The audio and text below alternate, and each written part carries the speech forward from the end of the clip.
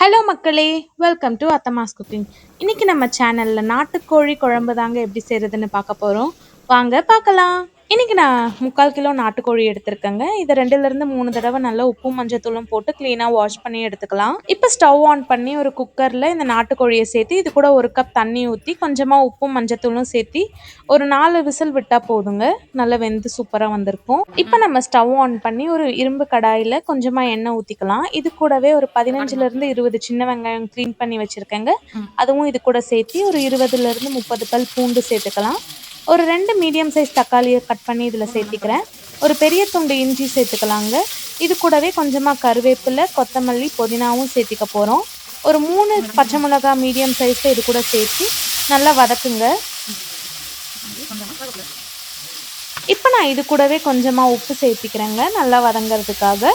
இப்போ ஒரு 10 நிமிஷத்துலேயே நல்லா வெங்காயம், தக்காளி எல்லாம் சூப்பராக வதங்கி வந்திருக்குங்க. இப்போ இந்த ஸ்டேஜில் நான் ஒரு கப் ஃபுல்லாக தேங்காய் எடுத்து வச்சுருக்கேன், அதுவும் இது கூட ஆட் பண்ணிக்கலாம். ஆட் பண்ணி ஒரு 2லிருந்து 3 நிமிஷம் நல்லா வதக்குங்க, அது போதும். ஸ்டவ் ஆஃப் பண்ணிவிட்டு இதை கூல் டவுன் பண்ணிவிட்டு மிக்சியில் அரைச்சி ஒரு விழுதாக எடுத்துக்கலாங்க. இப்போ நான் ஸ்டவ் ஆன் பண்ணி அதே சட்டியில் நல்லா தாராளமாக எண்ணெய் ஊற்றிக்கிறேங்க.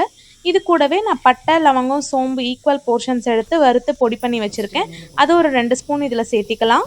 இப்போ இது கூடவே நான் அரைச்சி வச்சுருக்க விழுதையும் சேர்த்து நல்லா வதக்க போகிறேன். ஒரு 5லிருந்து 10 நிமிஷம் வதக்குனிங்கன்னா நல்லா எண்ணெய் பிரிஞ்சு சூப்பராக வந்திருக்கும். அந்த ஸ்டேஜ் வர வரைக்கும் வெயிட் பண்ணுங்கள். இப்போ நம்ம இது கூடவே மசாலாஸ் ஆட் பண்ணிக்க போகிறோம்.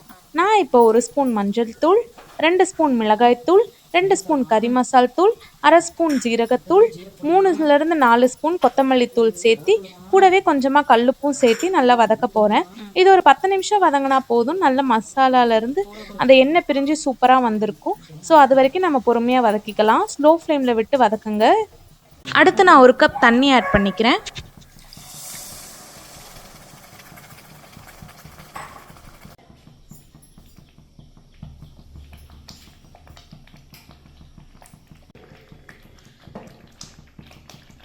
இப்போ இந்த ஸ்டேஜில் நம்ம வேக வச்சு வச்சுருக்க மட்டனையும் அது வேக வச்ச தண்ணியும் இது கூட சேர்த்து நல்லா மிக்ஸ் பண்ணிக்க போகிறோம்.